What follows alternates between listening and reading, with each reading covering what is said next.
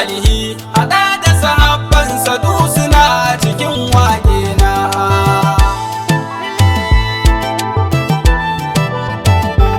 Salama ala uban kasaita, dole da kai ake yin komai. Kai kadai Allahu ya keɓe ya tattare ya bar maka komai. Girma isa ashe sun kare a san da yayi kiran ka ga sammai. Wanga batu akwai shi da nauyi bara na sa ka yi baki na.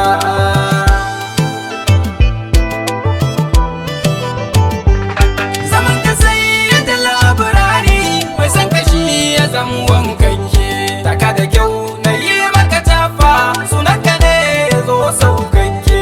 Da kai kadai ka burge Allah ban taba ji ba yayi maka sake.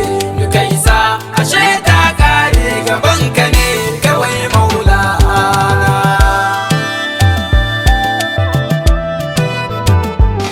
Habibu ka shige mani ruhi kaunar ka ta dade a jikina. Kauna da son ka tuna ka cuta su suka zama ruwa da jinina.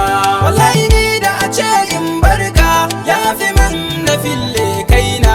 Iso nake a yayin jabin ko da za ya zama ajalina.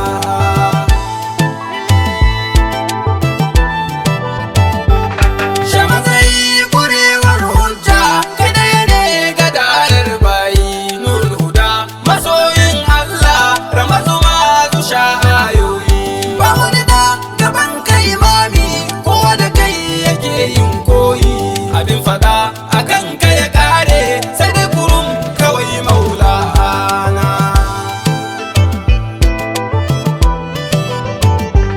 Baka da maki sai arne kowaye sunansa balidi.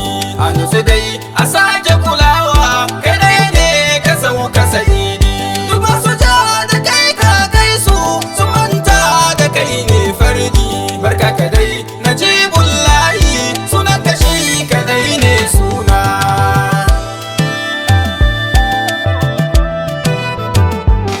Wallahi sansane addini in ka musa ka sake suna. In ka so ka koma sonde babu abin da zai mana kuna.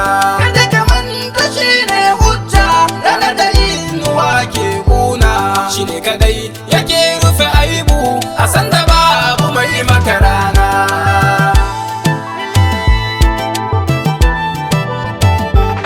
Ya Mahamudu nan zan huta a yafuwa a ya maulana. A karaba ni sirrin harshe a haskake cikin kirjina. Ka ta karanta kanka da kanka ni kwaye sare mani kauna.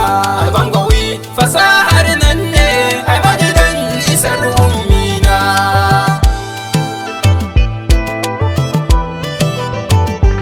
صاحبتنا والغماني بالفيوضات سواني ذوق عدنا صحبي قد فاق